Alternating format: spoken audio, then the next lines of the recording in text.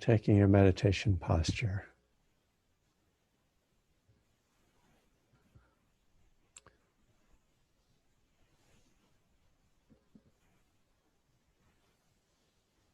And I do think this is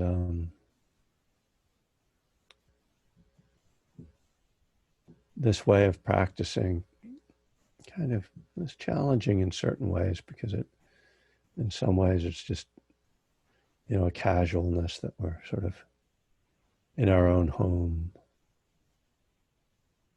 And it can be hard to sort of motivate ourselves to engage in a formal way. We can kind of just be feeling like we just want to relax and kind of kick back. And there's nothing wrong with that. That's, if that's how you want to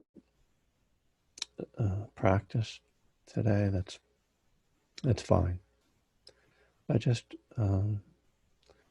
find that if I don't kind of commit, if I kind of halfway commit, that it actually makes it more difficult to practice.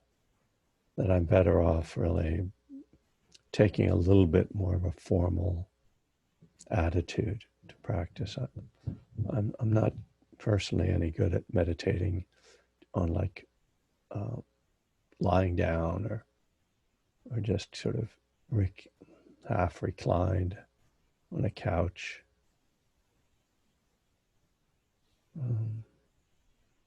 So I really, the point isn't so much you should approach this in a particular way, really, but rather that you should just notice how whatever approach you're taking, how it's working. Is it working for you? If it works for you to really kick back, that's great. But if you find that you kind of either drift off or get restless, or sort of aren't really gaining the benefit of meditation, then you might want to just make your posture a little bit more formal.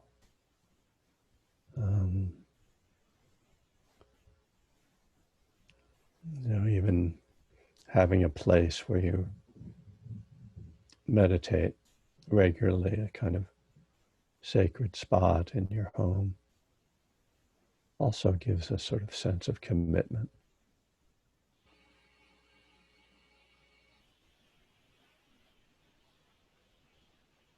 So however you are holding your body, to tune in. You can close your eyes or just lower your gaze. And tune into how your body is feeling, just in a general way to start.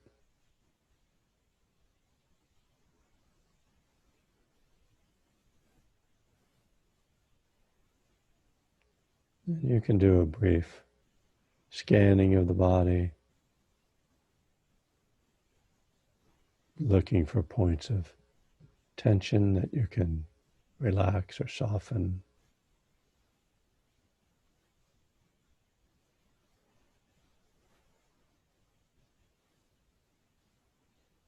Noticing places in the body where there's more sensation, places where there's very little or no sensation.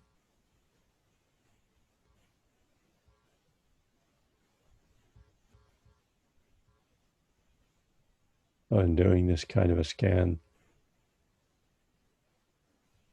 we notice various things, but one of them is that the body isn't just one thing, that it's got many different components that feel differently in any given moment.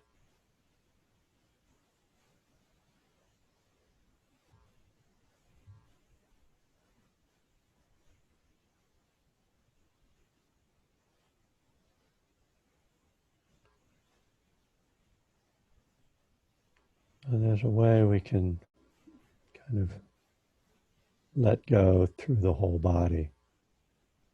a sense of just relaxing, but relaxing with clarity, relaxing with alertness.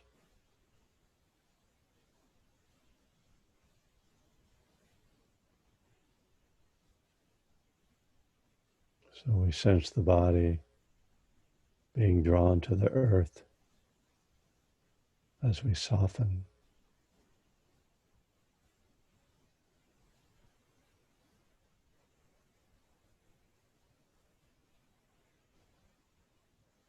And as we tune in more closely to the sensations in the body,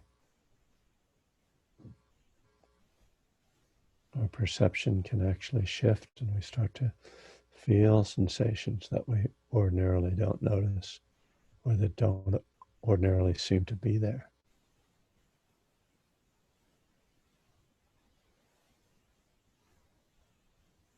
So again, the idea of the body as a particular thing that feels a particular way is dispelled, and we're left to realize that the body is this dynamic, living organism.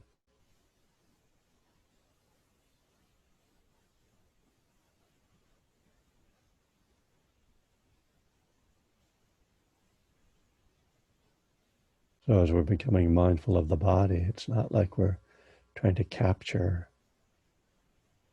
some kind of a snapshot of what a body feels like, but rather we're tuning into the flow of energy and sensation.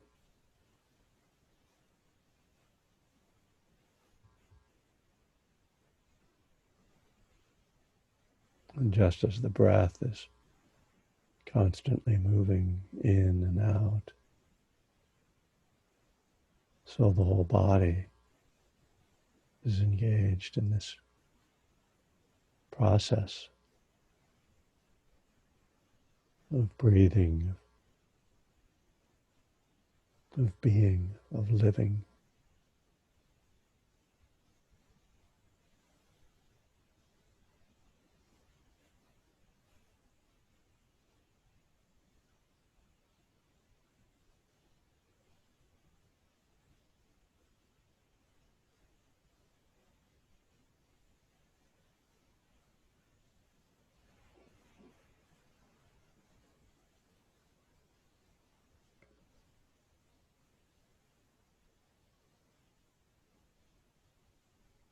And within that physical experience, the physical process, there's also this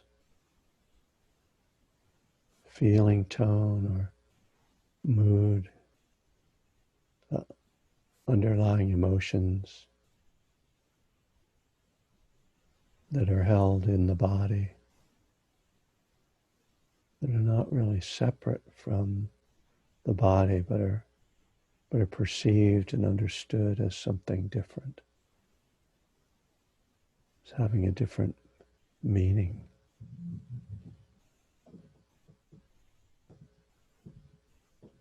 So where we put words on the body like warm, cool, heavy, light, tingling,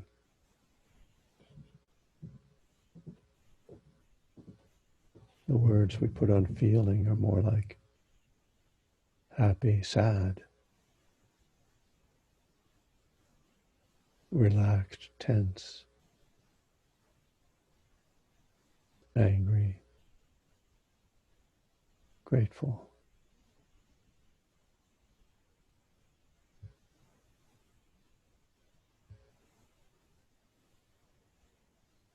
But as we pay attention to body and feeling tone together, we see that they're partners. And so we can hold them with awareness as partners.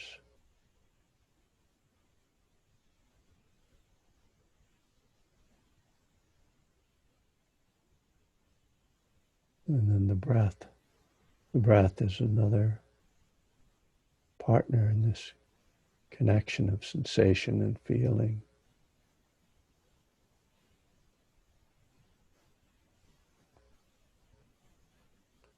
So sensation and feeling, tone or mood are more general.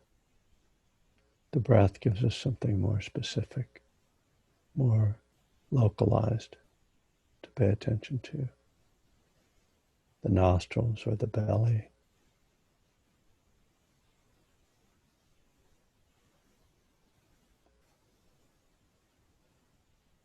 We can almost sense the breath holding these other components of feeling and sensation.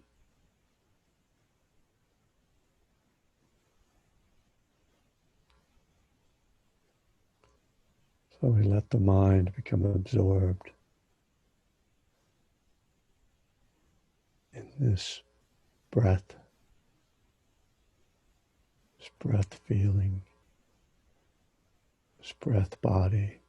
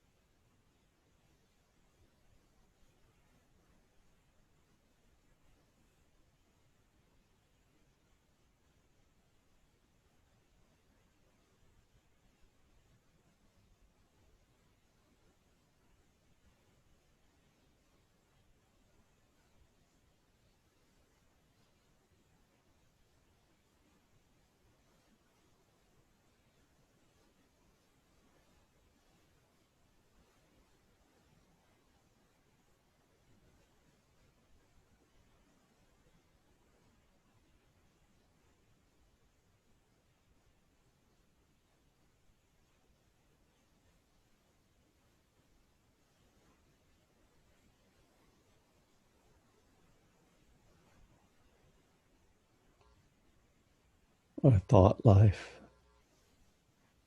often draws us away from this felt life, from the breath and body.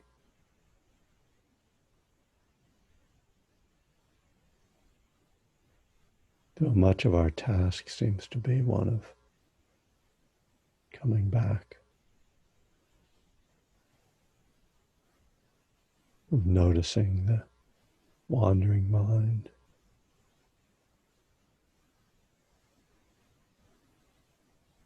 and returning to the breath.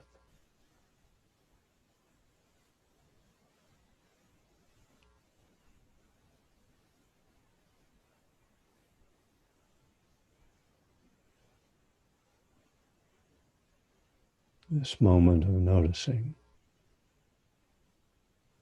is another critical point, another nexus in our practice, when we can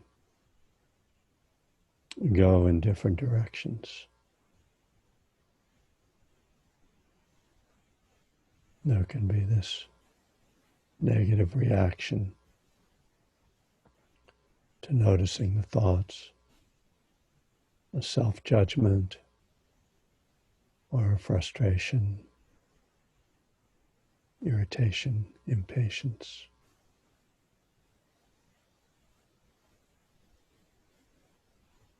Or there can be acceptance,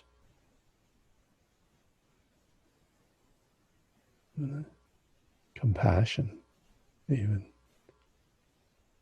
or forgiveness for our imperfection.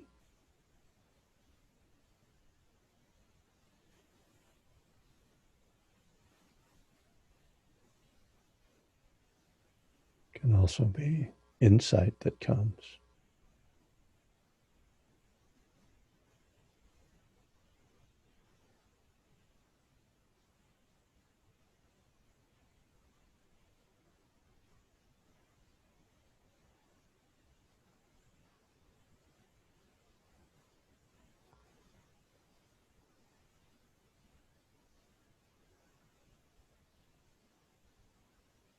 behind our practice, we can bring an intention of kindness, an intention also of determination to keep coming back and to try to stay with the breath,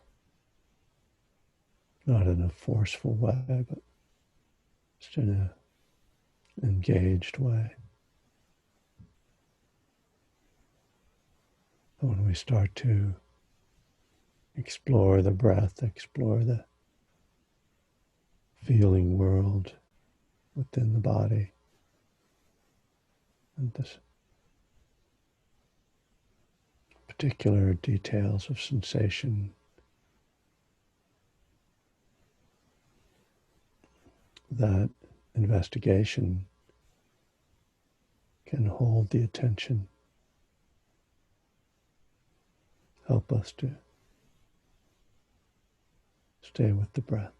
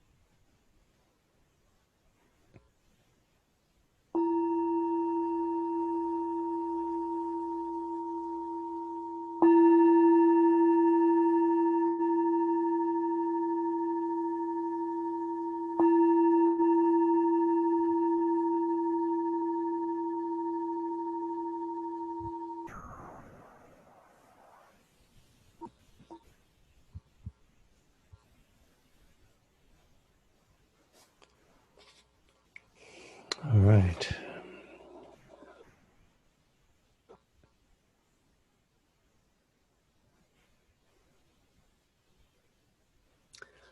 Well, welcome everyone. Just scrolling through to see who's here. Nice to see a lot of familiar faces and some new faces, new names. So for those who might not have been with us, we've been spending the last couple months going through my book, One Breath at a Time, Buddhism and the 12 Steps. And we are at the last section of step 2 today. So it does look like we're getting through about one step a month. We actually started this work on March 17th. Was the first class. So we're just about at the 2-month mark. So this last section of step 2 in the book is called Faith, the Spiritual Faculty. I'll read a little bit. There's a lot I have to say today on this topic.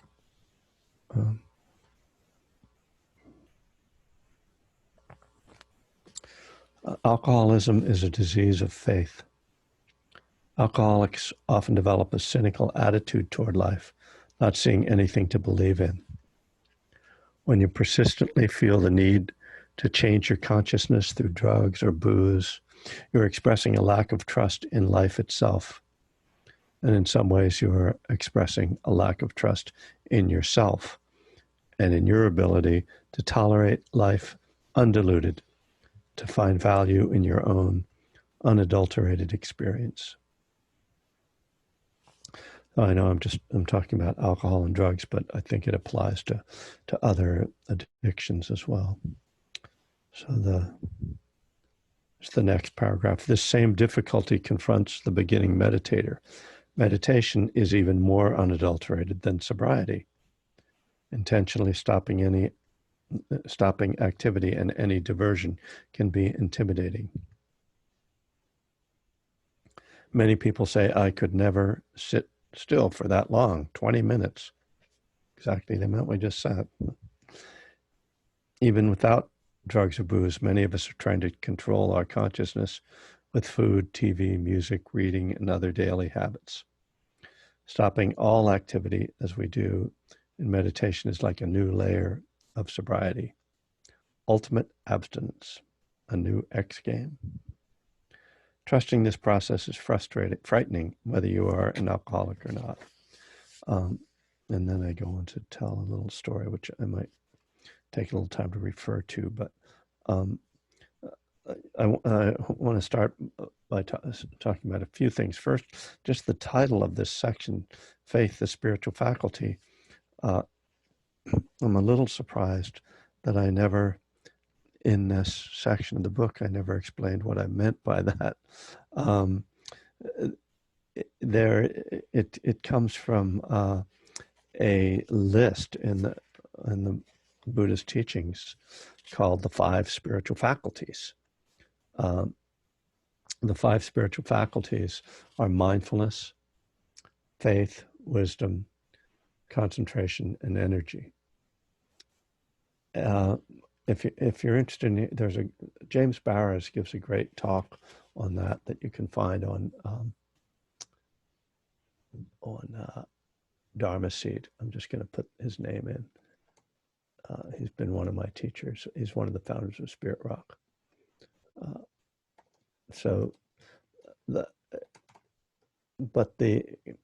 One of the ways that the 5 faculties are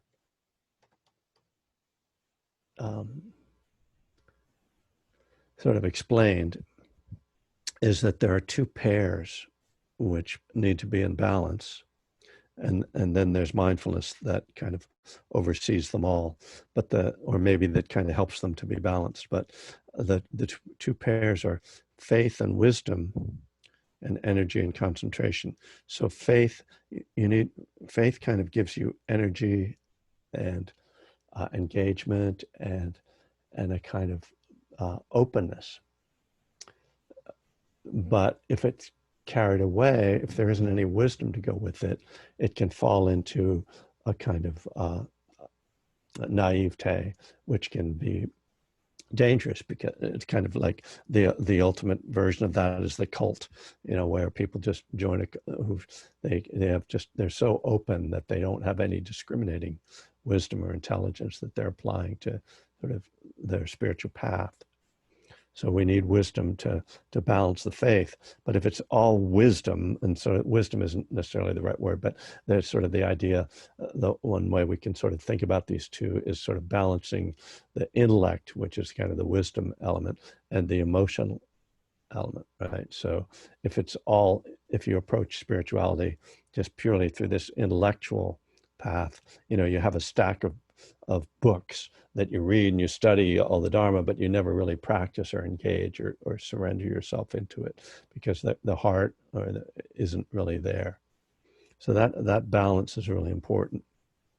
And it's one of the things that we can kind of explore in our own practice. Like, what do I need to have more faith, or do I need to, like, some people get like really into meditation practice, but don't really understand the Dharma and what they're meant to be learning. So that's kind of like the too much faith. And so, if you're like really into meditating, but you really don't understand the teachings, then maybe you want to do some more study. If you're just like to study and you're never you're not really meditating. Well, the opposite, right? So with the other pair and their energy and concentration, you find that, as you start to get focused in a meditation, it's easy to fall asleep. I'm sure virtually every one of you has experienced this in meditation. If you've done any significant amount of sitting, you get relaxed, and then all of a sudden you kind of tip over the edge and you're falling asleep. And that's because as you settle, the mind is getting quiet, but the body is getting relaxed too. So there needs to be this balancing energy to go with the settling of the mind and body. Now, if you have too much energy, as you know, you get restless, and you can't sit still, and the mind is just swirling. And most of the time, people, particularly in their daily practice, this is what they struggle with: too much, too many thoughts. Just too much agitation in the mind. And so a lot of the time we're just working on calming, but you'll find that that can go too far. So it's again, this balance is really important. So then mindfulness kind of oversees all four of those other things, to kind of be the quality that comes in and sort of observes what needs to be accentuated and what needs to be, how to balance the two. So I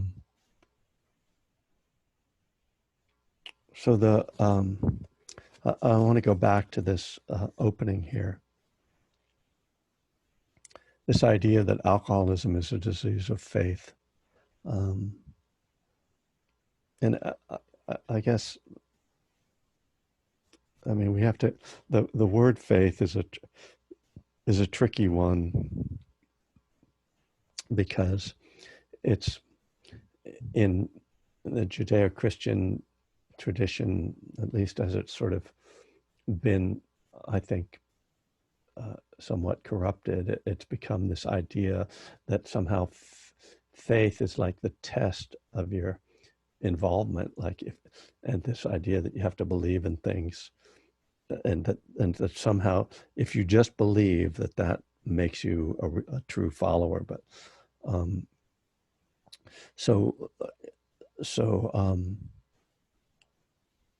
I guess I'm not going to address this first sentence right now. I realize another direction I want to go, but I might come back to it. We'll see. Don't have, as time kind of goes quickly in this hour. So let's look at the word in Pali. Pali is the language of the early Buddhist teachings, and the word is Sadha, that we translate as faith, Sadha. And Sadha has an implication not so much of blind faith, but of trust and confidence. Well, confidence is a good one too here, because when we think about our own engagement, right?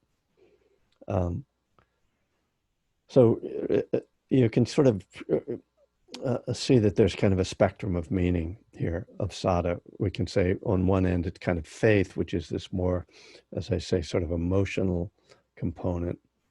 Uh, and then there's, on the other end is maybe confidence. And in between, I would say, is trust and belief. So it's got this wide range of meanings. And we can see that at different times, kind of different components sort of need to be accentuated. But the idea of addiction as a disease of faith, okay, I got back there, yay, is that, as I say, like, why are we using? Well, we can say, well, we're using because we want to feel good, right? But the implication, as I'm getting at, is that we don't believe that we can feel good or that we can just get through the day. We don't trust in ourselves, in our own capacity to be with life, to deal with life. And we don't trust in life itself as it is, as being okay. It's like, I need more than this. This isn't enough. So that's how I, see it, these different ways that it's a disease of a lack of faith. It's we don't trust in ourselves, and we don't trust in life itself. And so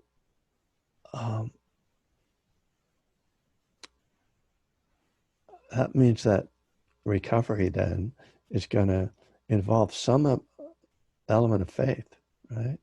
Developing faith in ourselves and developing faith in life. And I think that this is kind of where we're headed with step 3, right? When we turn our will and our lives over, that's a real statement of faith, of trust.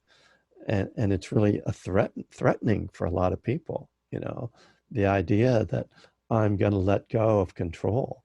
This is the other element that is the manifestation of our lack of faith, is our effort to control, our need to be on top of everything, to not just let things come and go.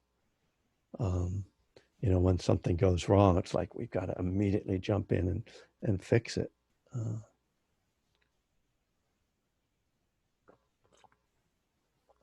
So there's sort of this lack of resilience implied in that, I think.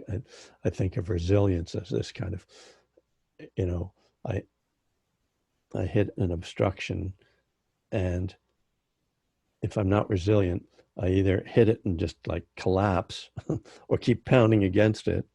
But resilience is kind of, I bounce off it and go, oh, is there another way through?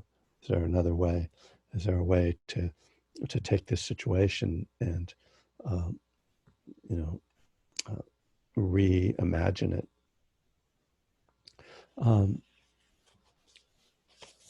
Okay.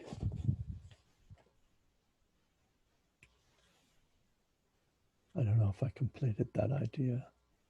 I don't think I did. I'm not sure I've thought about this particularly before, that how faith is the importance of faith in recovery. Well, I guess I must have, because it's kind of there, isn't it? Well, I'm gonna move on though. So I want to sort of talk about this next piece in the book, where I talk about Nick, an independent filmmaker, and his process with meditation. And the other thing I'll step back to say is, as I've read through this part of the book over the last few days and gone over it, this is one place where the sort of whole project of the book is kind of exemplified in the way I wrote this section, in that I just bounce back and forth between recovery, Buddhism, and I go back to recovery, Buddhism. And, obviously that was one of the things I was trying to do, kind of the central thing I was doing with this book, is trying to keep making these parallels. So this story about Nick, which is not his real name, but it is something that I've actually referred to over the years many times with people who have talked about their struggle with sitting for longer periods of time. This is a good sort of example of this, of how someone kind of dealt with that struggle, that Nick was like, came to me and what really wanted to get into meditation, but had found that he just had this, he characterized it as like ADHD, or sort of that he'd always been restless and that he couldn't sit still. And so, I gave him this approach to developing his practice, which was to work with walking meditation. And he would do this outside. He would do walking meditation for 15 or 20 minutes. And then he would sit on a bench in this park near UCLA and then just meditate for 5 minutes. And then gradually he shortened the walking and lengthened the sitting until finally he was able to just do more extended periods of sitting meditation. And he's eventually gone on meditation retreats and has a really established practice. So this, what I was kind of trying to show here was kind of this gradual way of developing faith. And it really points to how we think of the development of faith in Buddhism. Now, I'll mention that Sharon Salzberg has a great book called Faith, which is really about her journey. And it tells a lot of her own personal spiritual journey, but particularly in the context of faith or through that lens. And in it, she kind of talks about the different levels of faith and the way the Buddha traditionally talked about faith. And so there's this, without kind of getting into this, formulaic version of it, we can see how this can work. And again, I think it works with recovery as well, that we start with a little bit. We start with, okay, I'm going to, meditate for 5 minutes, or I'm going to try going to one AA meeting, or even, I'm not going to drink one day at a time, right? That's one of the reasons why we have that expression, one day at a time, in the recovery world, is to reassure people, and so that if you say to them, you can't ever drink again, it's like they have to believe that that's worth doing and that they can get through life. And it's like this huge thing to take on.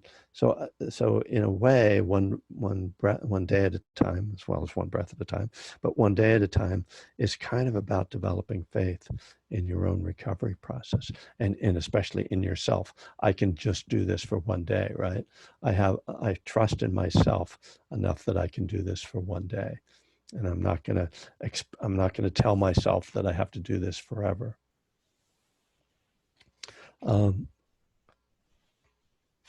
So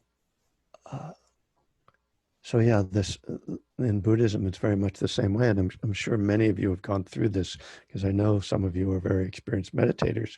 That you begin, and you're like, okay, I'll try this, and you start to meditate, and then you get yourself up to like 20 minutes a day, or just to do it every day. And then you're like, well, I've been reading a book and they're talking about retreats, so maybe I'll go on a one-day retreat. Okay, I think I can handle that. And you do that, and then it's like, wow, what happens? I think, again, this happens with recovery and with Dharma practice, is that not only do we build faith, but we start to build excitement and engagement. And it's like our fear is being overcome by, wow, we went on a day-long retreat and it was like really amazing, and those talks, and just I meditated longer than I ever have before, and it starts to we start to grow not just confidence but excitement. And this early stage of faith is called bright faith. Again, Sharon talks about this in her book. This really, where we can cross a line where it's like it stops being about, oh, do I have enough confidence or faith to do this, to, wow, this is really amazing. And that's kind of, in recovery, we call this the pink cloud, right? Where now every time we get a parking space, it's because, of our program, it's because I'm working the program, and, that's, everything's just working because of God, and, that we get that bright faith.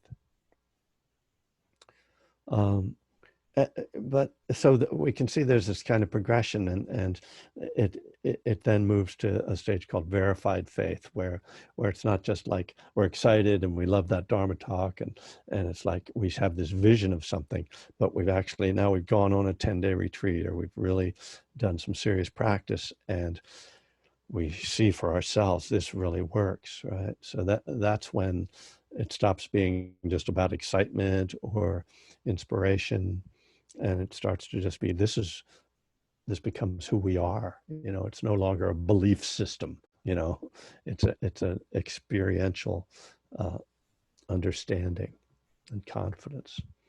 So these are the kind of stages. And of course, in Buddhism, there's always like the final stage. You're fully enlightened, and whatever. There's no questioning anymore.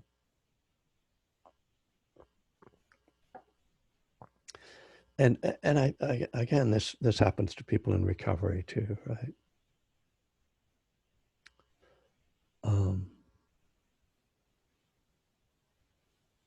Yeah, I'm gonna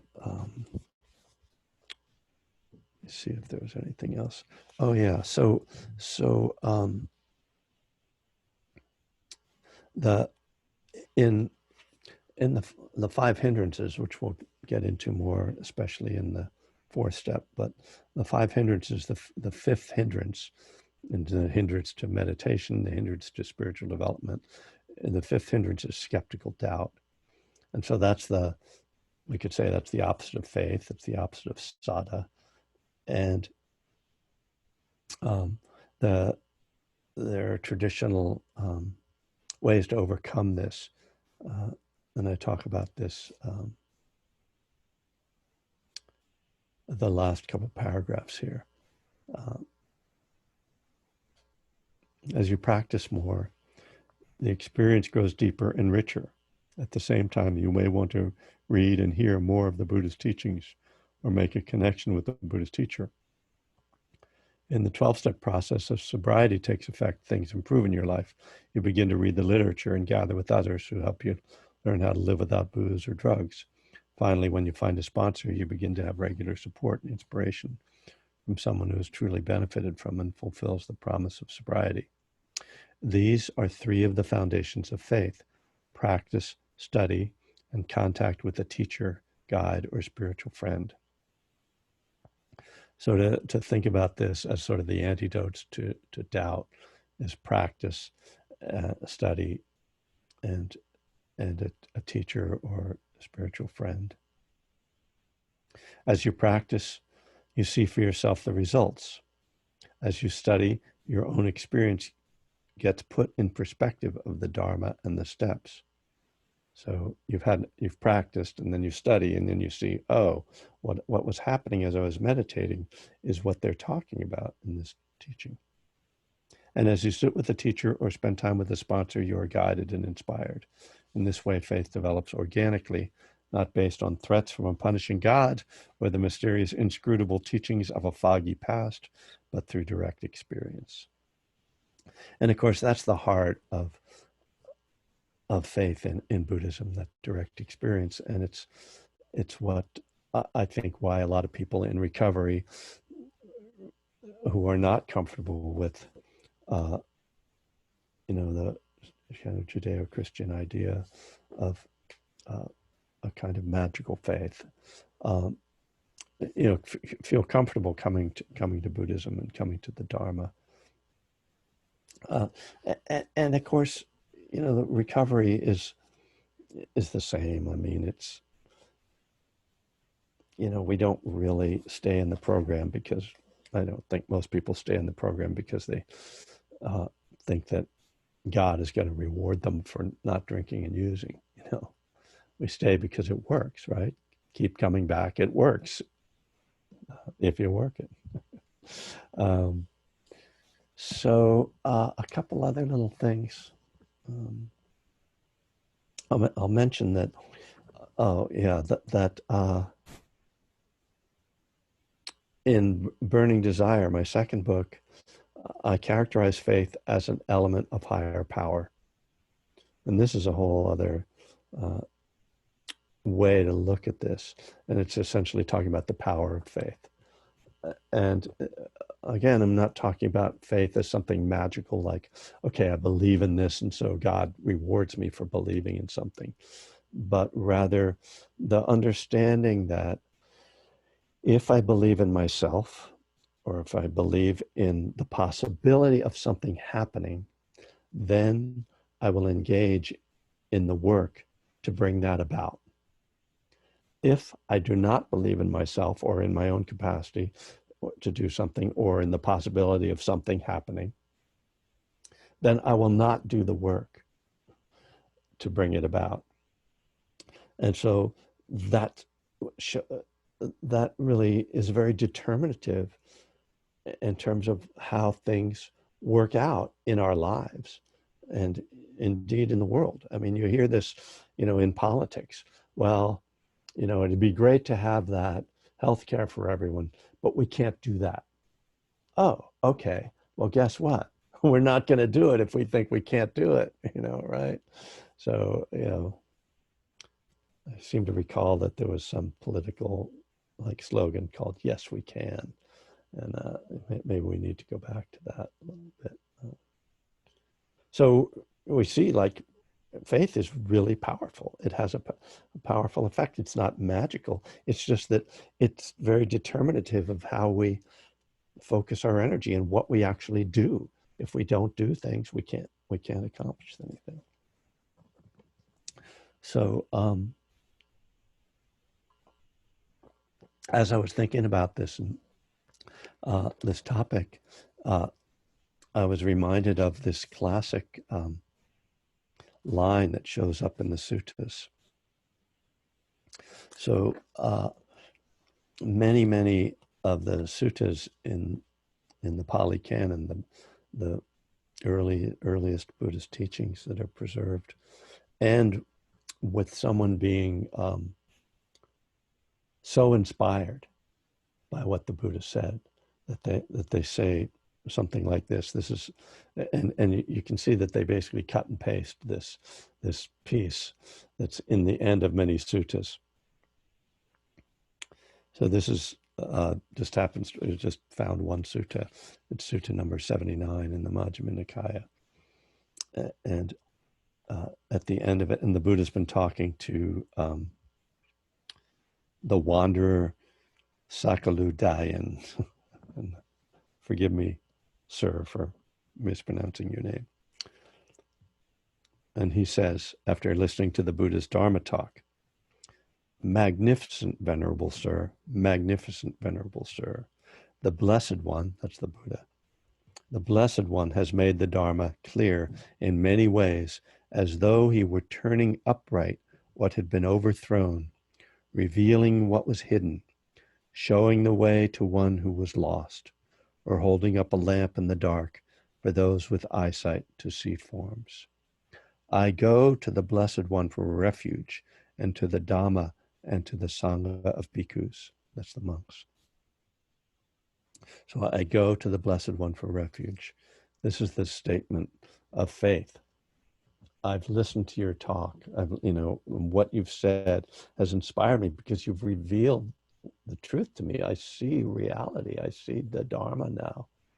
And because of that, I now am devoting myself to your teachings, to you and to your teachings. I'm your follower now.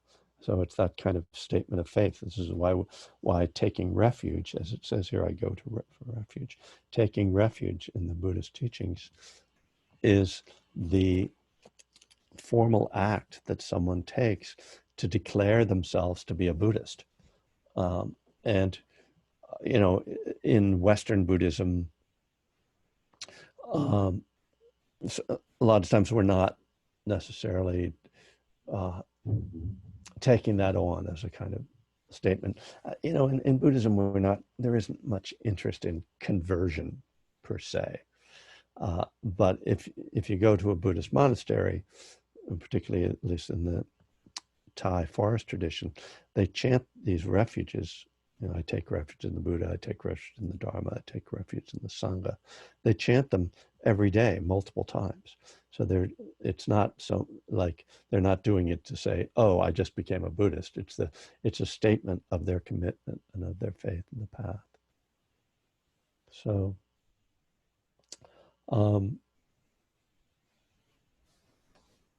there's a few minutes left if anybody wants to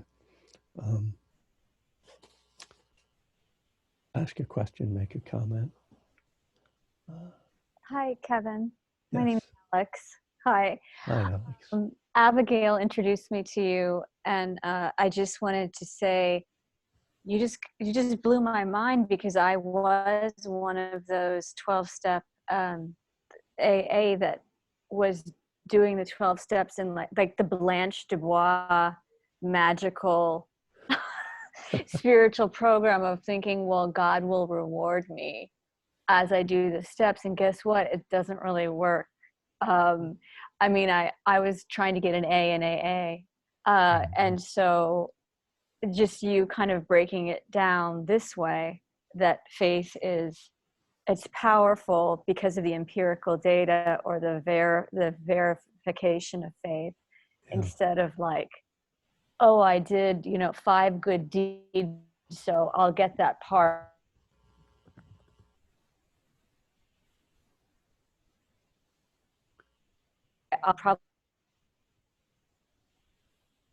I just woke up a little bit, so thank you. Good. Well, your connection froze a little bit in there, but I think we got the message. And it's interesting because in the beginning, it's like, I don't know, maybe not just the beginning, but I mean, doing the right thing, right? Living like when we stop drinking and using, like, a lot changes. And when we don't lie, cheat, and steal, and sort of behave kindly, that tends to create good things anyway. So, I think in the beginning we kind of, it's misattribution. We're attributing the results to something sort of magical and not seeing that actually it's very sensible and logical, that if you change your behavior, there's going to be different results from it.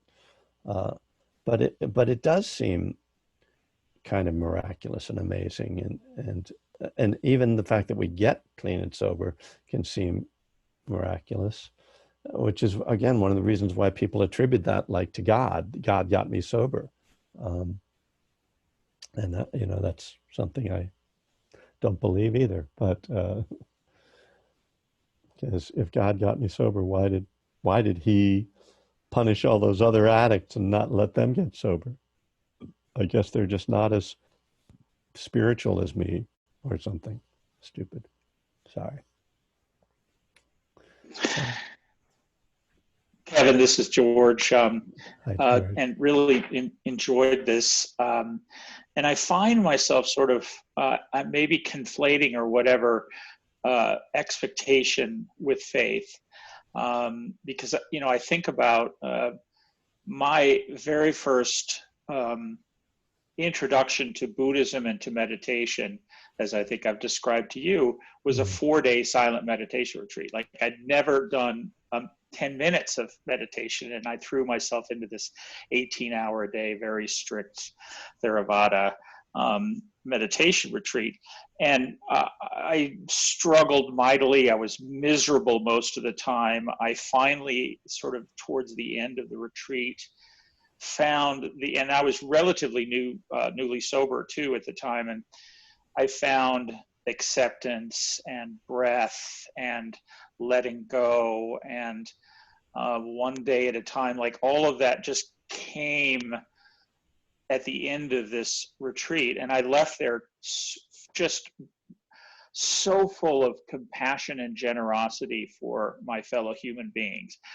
And it's the thing that sort of has propelled me into the rest of my practice still 20 years later. And I always wonder how might it have been different if I'd gone in there with an expectation that I hear if you go quiet for several days in a row, it can create these wonderful feelings of acceptance and compassion. Like, the fact that it hit me like a sledgehammer without any knowledge. And of course, from then on, I've gone to numerous silent meditation retreats with the expectation, like, okay, this is going to be great. I'm gonna like totally struggle at first, and then I'm gonna give in, and I'm gonna have this wonderful catharsis and peace. And they never work out that way. They're always different. They always teach me sort of what I need at the moment. Sometimes they're pleasant, sometimes they're horrible. So, right. I'm like I say, I'm wondering about where does faith fit in with that sort of Zen Buddhist idea of the empty mind or beginner's mind or whatever? Well, it's a really good question, George. And I think really what you're pointing to is the limits of bright faith. And because people go through this same thing with recovery, right? This exact same thing you're describing in recovery. It's like, oh, those first 6 months, the pink cloud, everything was so great. And then people hit a wall and people relapse around that. Like, wow, I thought it was so great for a while, but then, my sponsor relapsed, or my girlfriend left me, or I got fired from my job, or whatever, or just, it stops being exciting. You've been, that can happen at, 2 years, at 5 years, at 10 years, at 20 years, you kind of run out of faith, out of energy. And so that's why I think it's the sort of evolution of it into that more mature, verified faith. It's like, I know this works. It just doesn't work like clockwork. There's no like, just I drop the coin in the machine, the bubble gum comes out, it just, I got to keep showing up. And if, my analogies, for some reason, when I do this class, my analogies just sort of spill out in weird ways, but, the house always wins in the casino, right? And some nights, some high roller comes in and wins a lot and the house loses, but eventually the house always wins. And I see recovery as, as like that, like it always, if I stick with it, and the same thing with practice. I mean, I've been practicing for 40 years, and I've had some rough retreats and some rough days and some rough months and years, just around practice as well as life, of course. But, if I look back over the span of time, I see that there's been this development. I mean, and if maybe you can't see that in yourself, but I can see it in you. So, having been with you for a while, I mean, it's just that, I mean, the expectation, I mean, that's the one thing you just have to let go of. I don't know how I can, that's your job. Yeah. Thank you. Thank you.